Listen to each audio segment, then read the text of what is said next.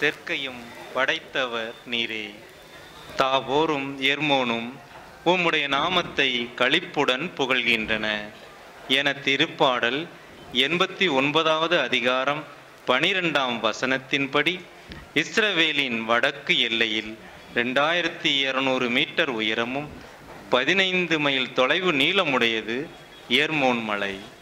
வருடத்தின் 6 மாதத்தில் இம்மலையானது பனி போர்வை என போர்த்தப்பட்டு இருக்கும். இம்மலையிலிருந்து உருவாகி வரும் சிற்றாறுகள் இணைந்து யோர்தான் நதியாகி பின் நன்னீர் கடல் என கலிலேயா கடலில் நிரம்பி பின்பு உப்பு கடலாம் சாக்கடலில் கலக்கிறது. 251 கிலோமீட்டர் தூரம் பயணிக்கும் யோர்தான் நதியின் கரைதனிலே தேவனால் அனுப்பப்பட்ட ஒரு மனுஷன் இருந்தான். அவன் பெயர் அருளப்பர் எனும் யோவான் ஸ்நானன். போந்தி பிலாத்து யூதேயாவின் ஆளுநராகவும் ஏரோது குறுநில மன்னராகவும் அன்னாவும் கயபாவும் தலைமை குருக்களாய் இருந்த காலத்தில் செக்கரியாவின் மகன் யோவான் பாலை நிலத்தில் பாவ மன்னிப்பு அடைய மனம் மாறி திருமுழுக்கு பெறுங்கள் என்று யோர்தான் ஆற்றை அடுத்துள்ள அனைத்து பகுதிகளுக்கும் சென்று பறைசாற்றி வந்தார். இதை குறித்து இறைவாக்கினர் எசாயாவின் நூலில் எழுதப்பட்டுள்ள இறைவாக்கின்படி பாலை நிலத்தில் ஆண்டவருக்கு வழியை ஆயத்தமாக்குங்கள், அவருக்காக பாதையை செம்மையாக்குங்கள் என்று ஒரு குரல் ஒலித்து கொண்டிருக்கிறது.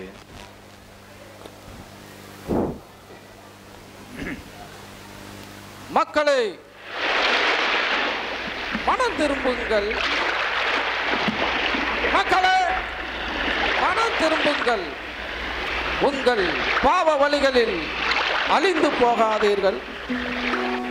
உங்கள் பழைய பாவ வழிகளை விட்டு விலகி வாருங்கள்.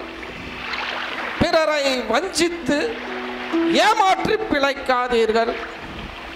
பிறரை நேசித்து உங்களிடம் உள்ளதை பிறரோடு மனமு வந்து பகிர்ந்து வாழ பழகிக் கொள்ளுங்கள். பாலைவனத்திலே ஒருவர் பின்னரசு நெருங்கிவிட்டது என்று அறிவித்து வருகிறார். இதோ உனக்கு முன்பாக அவர் வழியை ஆண்டவர் வழியை அவர் தம் பாதைகளை மலைகளும்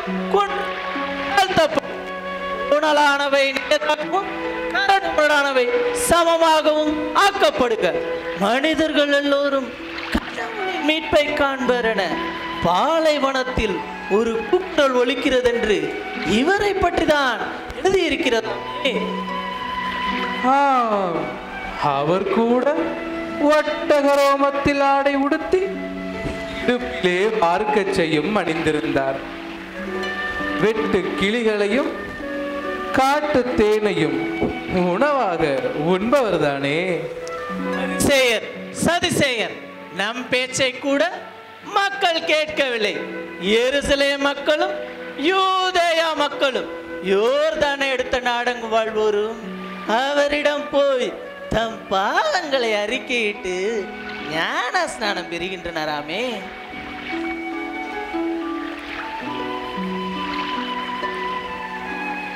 இறைவனுடைய வழியை விட்டு விலகி சென்றவர்களே, அவர் பக்கம் திரும்பி வாருங்கள். இறைவனுக்கு ஏற்புடைய காலம் இதுவே. உங்கள் பாவங்களால் அழிந்து போகாமல் இறைவன் பக்கம் திரும்பி வர மனதை மாற்றுங்கள்.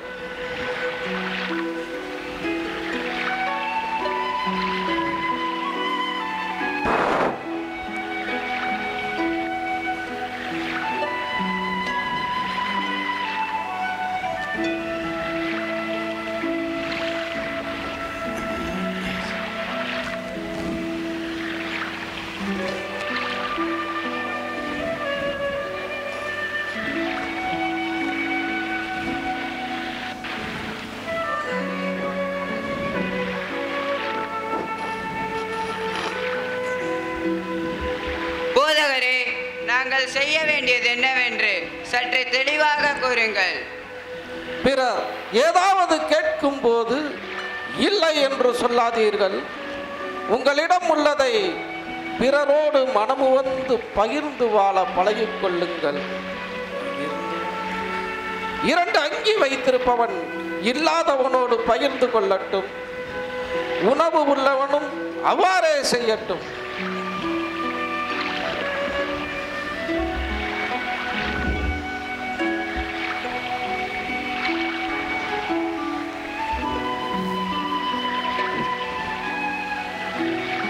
போதகரே, நாங்கள் ஆயக்காரர்கள், எங்களுக்கும் ஏதாவது அறிவுரை சொல்லும். ஏழை எளிய மக்கள் வாழ்வில் வரி என்ற பெயரால் சுமை ஏற்றாதீர்கள். உங்களுக்கு குறிக்கப்பட்ட தொகைக்கு மேல் வரி வாங்காதீர்கள்.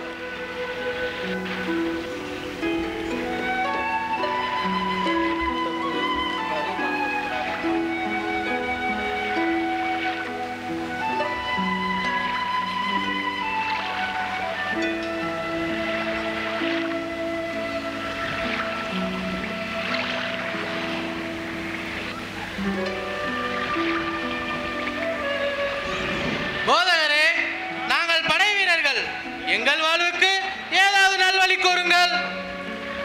படை வீரர்களாகிய உங்கள் பொறுப்பு மக்களை பாதுகாக்க, அவர்களை காப்பாற்ற வேண்டிய பொறுப்பு.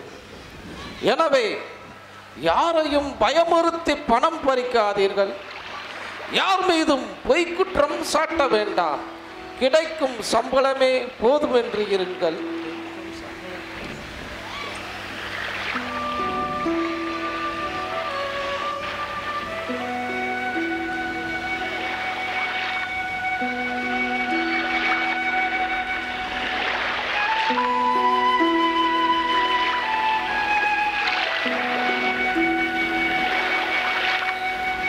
குருக்களே, லேவியரே, எங்கே செல்கிறீர்கள்? எருசலேமில் உள்ள யூதர்கள் எங்களை ஞானஸ்தானம் கொடுப்பவர் யார் என அறிந்து வரும்படி எங்களை அனுப்பியுள்ளனர். நாங்களும் உங்களோடு வந்து ஞான ஸ்நானம் பெற்றுக்கொள்கிறோம். ஆனால் நாம் யார் என்று அவரிடம் சொல்ல வேண்டாம். ஏனெனில் நாம் மக்களை ஏமாற்றும் வெளிவேடக்காரர்கள் என அவர் ஏற்கனவே நம்மை பற்றி பேசியிருக்கிறார். நாம் யார் என்று தெரிந்தால் நம்மை விரட்டி விடுவாரே. நமக்கு என்ன ஞான ஸ்நானமா கொடுக்க போகிறார்? நாம் ஏன் குருக்கள் என்றும் பரிசேயர் சதிசேயர் என்றும் காட்டிக்கொள்ள வேண்டும்? மக்கள் கூட்டத்துடன் நாமும் சேர்ந்து போகலாம். வாருங்கள்.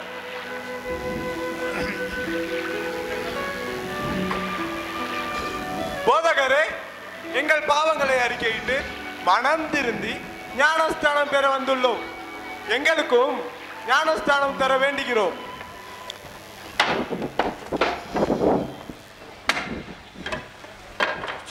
பெரிய அன்பாப்பின் குட்டிகளே, வரப்போகும் தேவகோபத்திற்கு தப்பித்துக் கொள்ள உங்களுக்கு சொல்லிக் கொடுத்தவன் யார்? ஏற்கனவே அடிமரத்திற்கு கோடாரி வைத்தாயிற்று.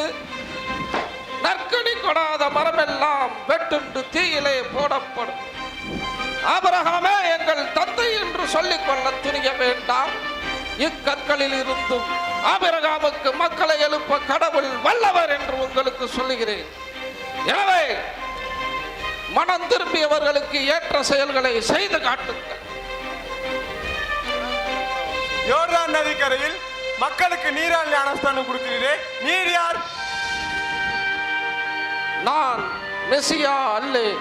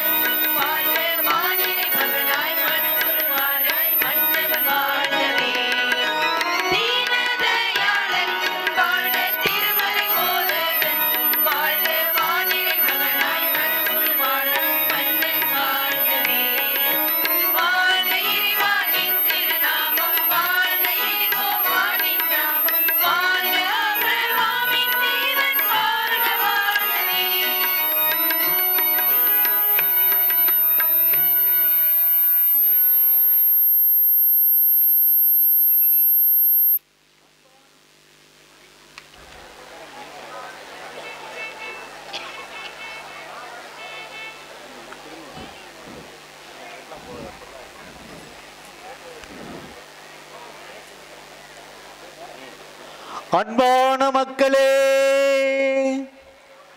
அமருங்கள்.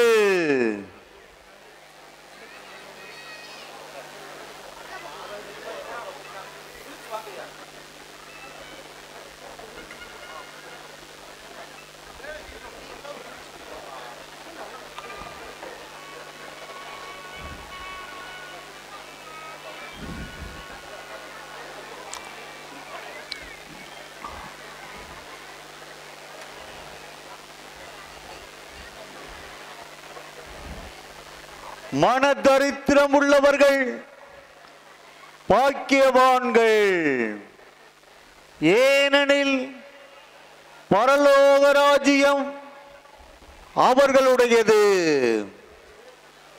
சாந்த குணமுள்ளோர் பாக்கியவான்கள், ஏனெனில் அவர்கள் பூமியை தனதாக்கிக் கொள்வார்கள்.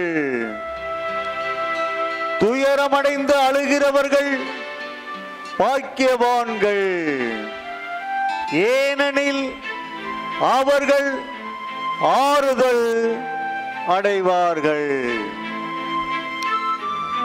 நீதியின் மேல் பசிதாகமுள்ளோர் பாக்கியவான்கள், ஏனெனில் அவர்கள் நிறைவு பெற்று திருப்தி அடைவார்கள்.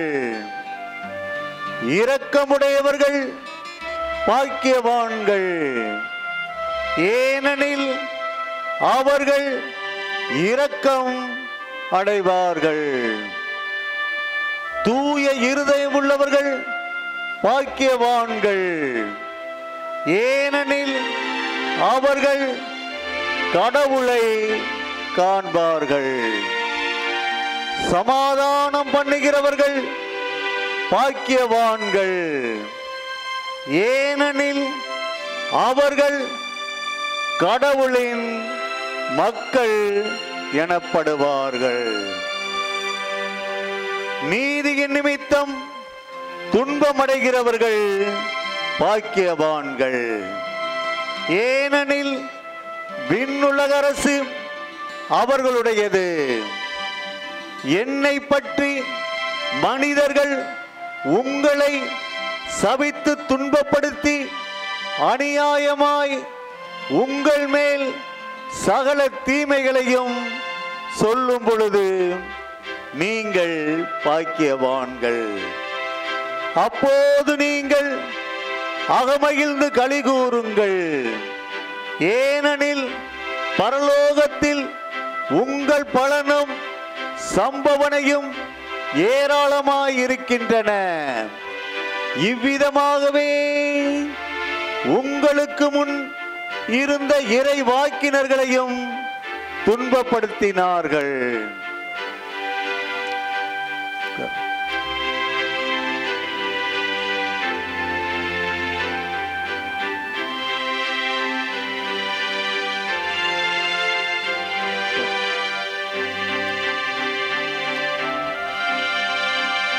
நீங்கள் பூமியின் உப்பாய் இருக்கின்றீர்கள். உப்பு சாரமற்று போனால் அது எதனால் சாரமாக்கப்படும்? அது வெளியில் கொட்டப்பட்டு மனிதரால் மிதிபடுவதற்குமே அன்றி வேறு ஒன்றுக்கும் அது உதவாது. நீங்கள் பூமியின் உலகின் ஒளியாயிருக்கின்றீர்கள். மலை மேல் இருக்கும் பட்டணம் மறைவாயிருக்க முடியாது.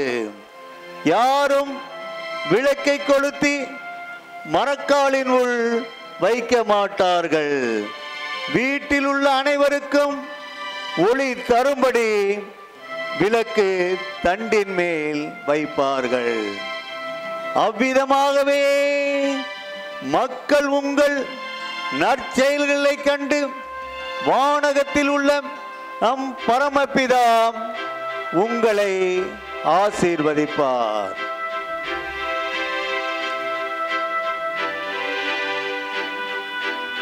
கேளுங்கள், உங்களுக்கு கொடுக்கப்படும்.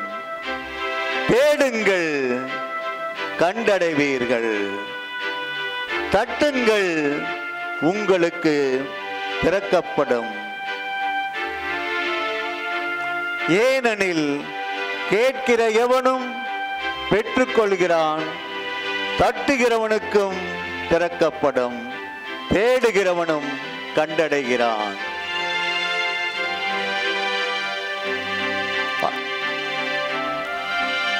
அன்பார்ந்த மக்களே, நான் போதிப்பதை கேட்டுக்கொண்டிருக்கும் உங்களுக்கு சொல்கிறேன், உங்கள் பகைவர்களுக்கு அன்பு செய்யுங்கள். உங்களை வெறுத்து தீமை செய்கிறவர்களுக்கு நன்மை செய்யுங்கள். உங்களை சபிப்பவர்களுக்கு ஆசி கூறுங்கள். அவர்களுக்காக ஜெபம் செய்யுங்கள். உங்கள் தந்தை இரக்கமுள்ளவராயிருப்பது போல நீங்களும் இரக்கமுள்ளவராய் இருங்கள். உங்களை ஒரு கன்னத்தில் அடிப்பவனுக்கு மறுகன்னத்தை திருப்பி காட்டுங்கள். மற்ற மனிதர்கள் உங்களுக்கு என்ன செய்ய வேண்டும் என்று நீங்கள் நினைக்கின்றீர்களோ அவைகளையெல்லாம் நீங்களும் மற்றவர்களுக்கு செய்யுங்கள். உங்கள் தந்தை இரக்கமுள்ளவராயிருப்பது போல நீங்களும் இரக்கமுள்ளவராய் இருங்கள்.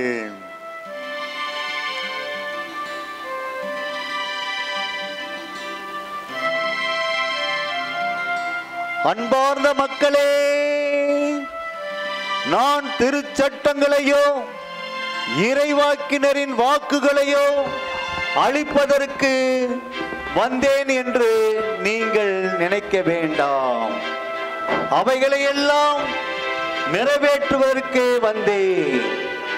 உண்மையாகவே உங்களுக்கு சொல்கின்றேன், விண்ணும் மண்ணும் ஒளிந்து போகும் வேத பிரமாணத்தில் உள்ள ஒரு சிறு எழுத்தாகிலும் ஒரு சிறு புள்ளியும் கூட நிறைவேறாமல் போவதில்லை என்று மெய்யாகவே மெய்யாகவே உங்களுக்கு சொல்கின்றேன்.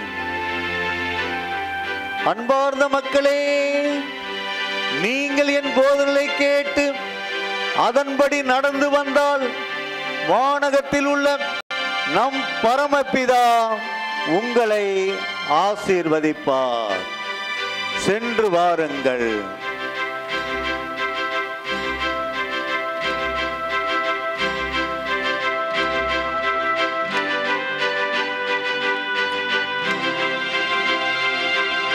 ஆண்டவரே, உமது போதனைகளை கேட்டபடி இந்த ஜனங்கள் வெகு தூரம் வந்துவிட்டார்கள். நேரமோ மாலை நேரமாகிவிட்டது. இந்த இடத்தை பார்த்தால் பெரும் வனாந்திரமாக தோன்றுகிறது. நாம் இவர்களை இப்பொழுதே அனுப்பினால்தான் இவர்கள் ஊர்களுக்கு சென்று உண்ண உணவும் தங்க இடமும் தேடிக்கொள்ள முடியும்.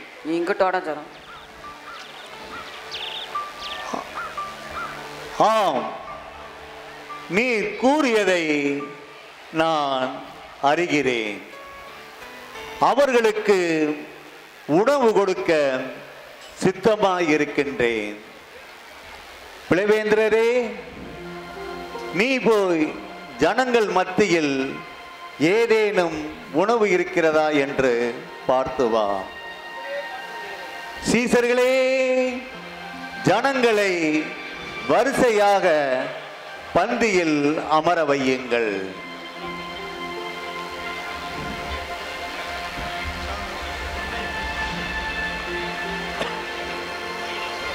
போதகரே, இங்கிருக்கும் ஜனங்களை பார்த்தால் 5000 பேருக்கு மேல் இருப்பது போல் தெரிகிறது.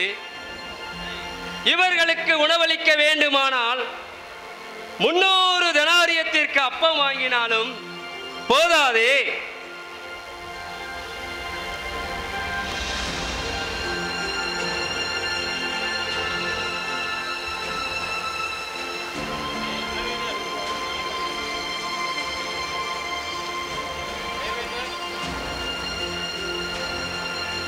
சிறுவனே,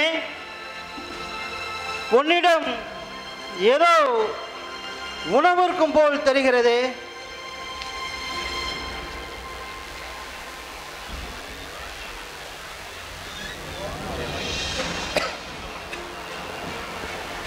உன்னை என் போதகர் அழைக்கிறார். என்னோடு எழுந்து வா.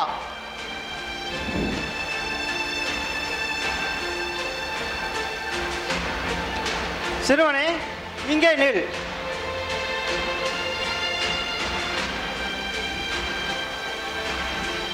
போதகரே, ஒரு சிறுவனிடம் 5 அப்பங்களும் 2 மீன்கள் மட்டுமே உள்ளது. நல்லது, அந்த சிறுவனை அழைத்து கொண்டு வாருங்கள். அப்படியே அழைத்து வருகிறேன். சிறுவனே, என்னோடு வா. சீசர்களே, நீங்கள் கூட்டத்திற்குள் சென்று உங்களுக்கு கிடைக்கும் கூடைகளை சேகரித்து வாருங்கள். அப்படியே செய்கிறோம். இதோ சிறுவனை அழைத்து வந்து விட்டேன்.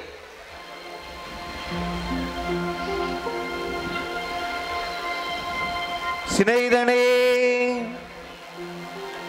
இந்த ஜனங்களுக்கு உணவளிக்கும் பொருட்டு உன்னிடம் உள்ள மீன்களையும் அப்பங்களையும் என்னிடம் தருவாயாம்.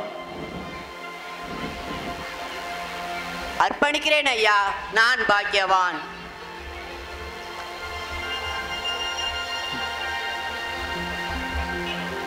போதகரே, 5 அப்பங்களையும் 2 மீன்களையும் வைத்து 5000 பேருக்கு உணவு தரப்போகிறீரா?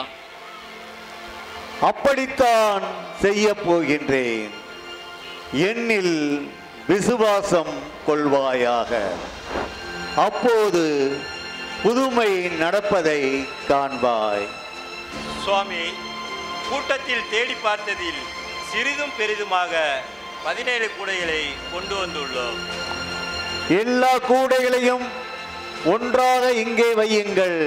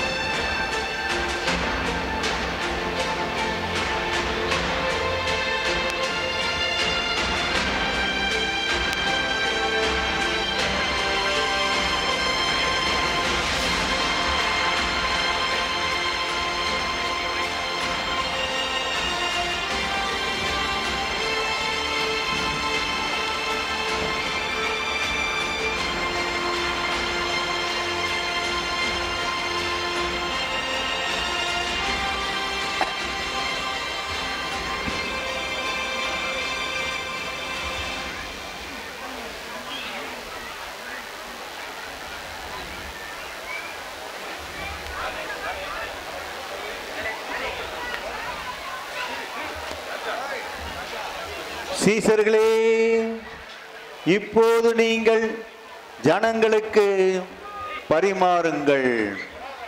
சிறுவனே, நீயும் ஒரு கூடை எடுத்துக்கொண்டு உன் நண்பர்களுக்கு பரிமாறு. ஆ, கூடை பாரமாயிருக்கிறது. கூடையில் அப்பங்கள் பழுகி பெருகிவிட்டதே. சிறுவன் ஏதோ நடிக்கிறான் போல் இருக்கிறதே. இது என்ன ஆச்சரியம்! கூடைக்குள் அப்பங்கள் பழுகி பெருகிவிட்டதே. எனது கூடையிலும் மீன்கள் பழுகி பெருகியுள்ளதே. அற்புதம்! எனது கூடையும் நிரம்பிவிட்டதே. அதிசயம்!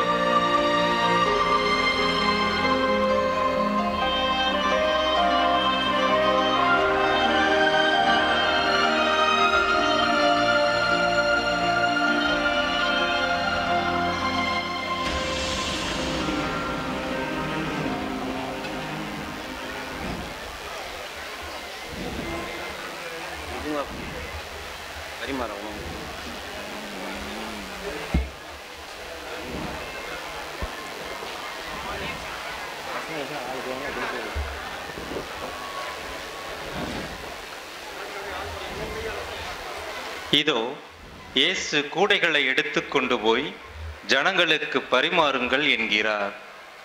சில சீடர்களோ நம்பிக்கை இல்லாமல் நிற்கிறார்கள். சில சீடர்கள் பாதி நம்பிக்கையுடன் கூடையை தூக்கி நடக்கிறார்கள். ஏனெனில் சிறுவனோ மிகுந்த விசுவாசத்துடன் கூடையை தூக்க அது மிகவும் பாரமாயிருந்தது. சிறுவனுடைய ஐயமற்ற விசுவாசமே அவனுக்கு அப்பமும் மீனும் பலுகி பெருக வழிவகுத்தது. சிறுவனின் செயலை பார்த்த பிறகுதான் சீடர்கள் விசுவாச பலம் பெற்றனர். அப்பமும் மீனும் அவர்களது கூடைகளிலும் பெருகி வழிந்தது.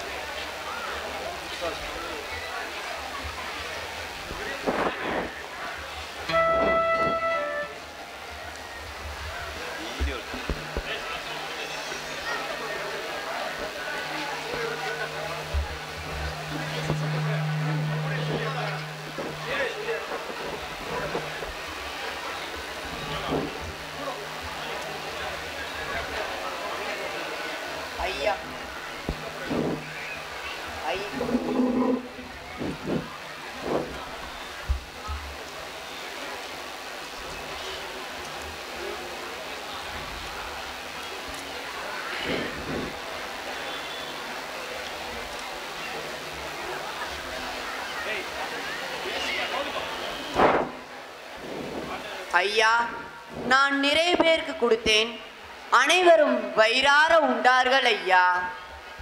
நல்லது சிறுவனே.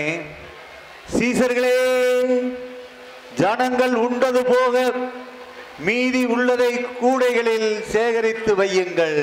அப்படியே செய்கிறோம் சுவாமி.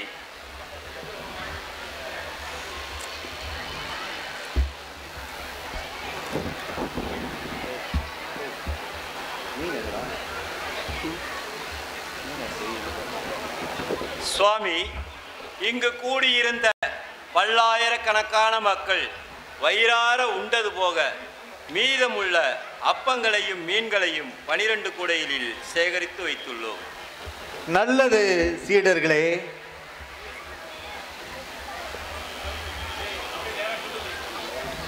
சகோதரா, இயேசு போதகர் என்ன அன்புடன் மக்கள் தெரிந்து கொள்ளும் வகையில் போதிக்கிறார் பார்த்தாயா? ஆம் சகோதரா, நமது இயேசு போதகர் போதித்தது போல இதுவரை யாரும் போதித்ததில்லை.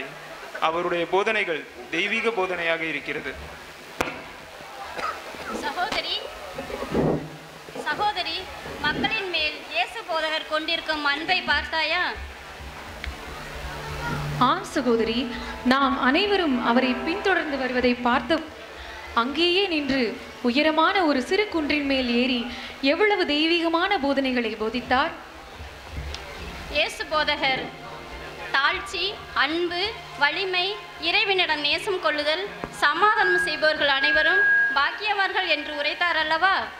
ஆம் சகோதரி, இயேசு போதகரின் போதனையை கேட்கும்போது அவர் தெய்வீக போதகர் என்பதில் சந்தேகமில்லை என்று என் மனதில் தெளிவாகப்பட்டது. இதுவரை பெற்றெடுத்த தாயின் திருவயிறும் பேணி வளர்த்த திருக்கரங்களும் பேறு பெற்றவை. ஐயா, ஐயா, என்னங்கள் ஐயா, ஜனங்கள் சத்தம் கேட்கிறது. ஏனப்பா கத்துகிறாய்? ஐயா, ஜனங்கள் ஏதோ ஒரு விஷயத்துக்கு போவது போல் தெரிகிறது. நானோ குருடன் ஐயா, எனக்கு தெரியவில்லை. ஆமாப்பா, இயேசு போதகர் போதனை செய்கிறார். அதை கேட்டுத்தான் நாங்கள் எல்லோரும் போகிறோம். என்ன?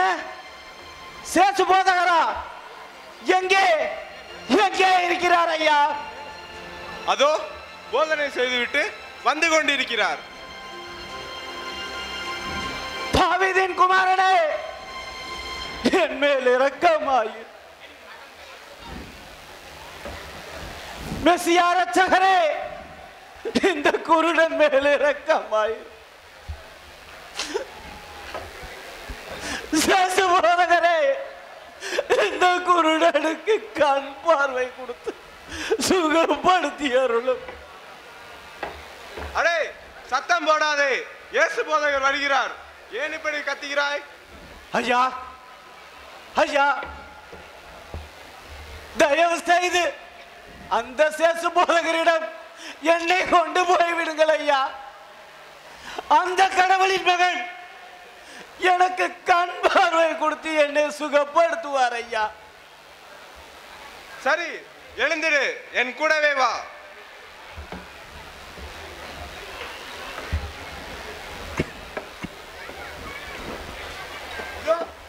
இயேசு போதகர்.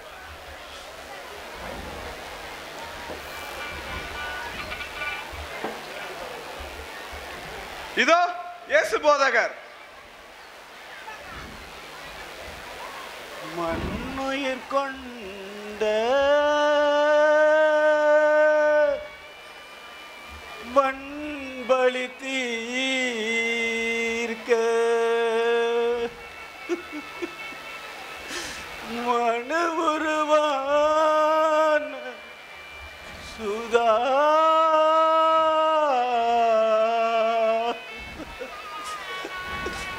மன்னவன் தாவிது வம்சதிலகமே மலரடி பணிந்தே அருள்வா.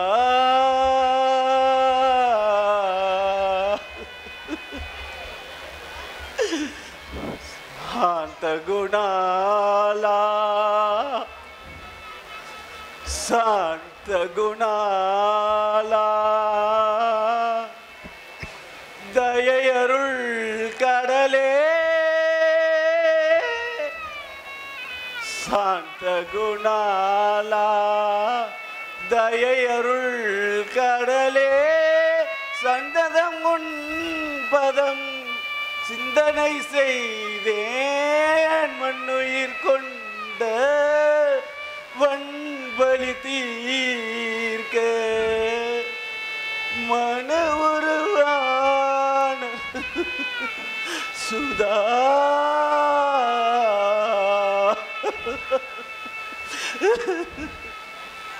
ஆண்டவரே, ஆண்டவரே, எனக்கு வைசூரி வார்த்து என் இரு கண்களும் குருடாகிவிட்டது. ஆண்டவரே, குருடாகிவிட்டது. உமக்கு சித்தமானால் என்னை சுகப்படுத்தி அருளும் சுவாமி, என்னை சுகப்படுத்தி அருளும்.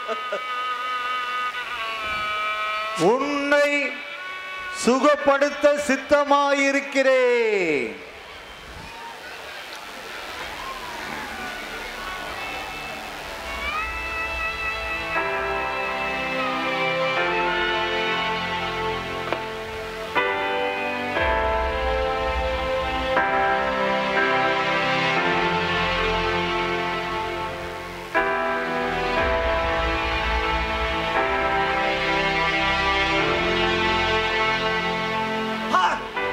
இது என்ன ஆச்சரியம்!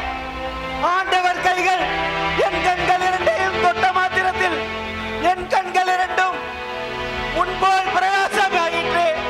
ஆண்டவரே, உமக்கே சொஸ்திரம் அப்பா, உமக்கே சொஸ்திரம்.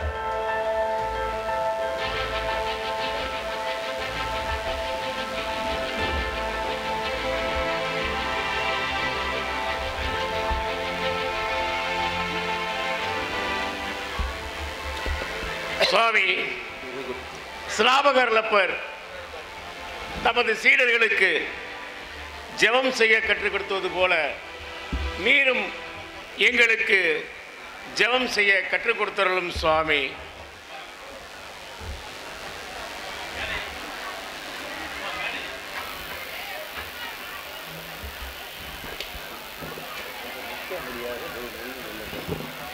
இயேசு இப்போது சீடர்களுக்கு மட்டுமல்ல, இங்கே குழுமி இருக்கும் நம் அனைவருக்கும் எப்படி தந்தையை நோக்கி ஜெபம் செய்வது என்பதை கற்றுக் கொடுக்கின்றார். அவர் கற்றுக் கொடுக்கும் ஜெபத்தை நாமும் சேர்ந்து சொல்லுவோம்.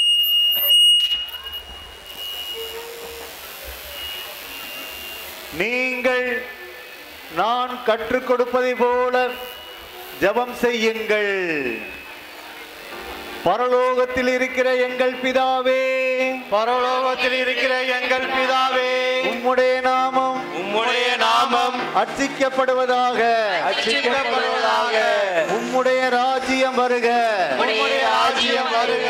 உம்முடைய சித்தம் பரலோகத்தில் செய்யப்படுவது போல பூலோகத்திலும் செய்யப்படுவதாக.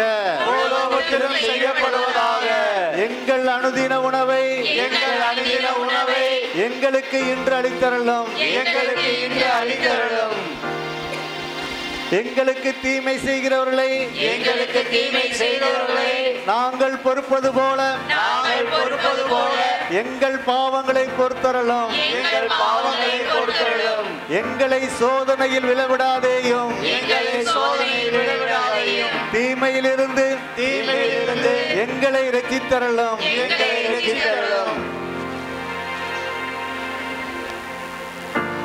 என்று நம் வானக தந்தையை நோக்கி ஜெபம் செய்யுங்கள். நீங்கள் மனிதருடைய குற்றங்களை மன்னிப்பீர்களாகில் வானகத்தில் உள்ள நம் பரமபிதா உங்கள் குற்றங்களை மன்னிப்பார்.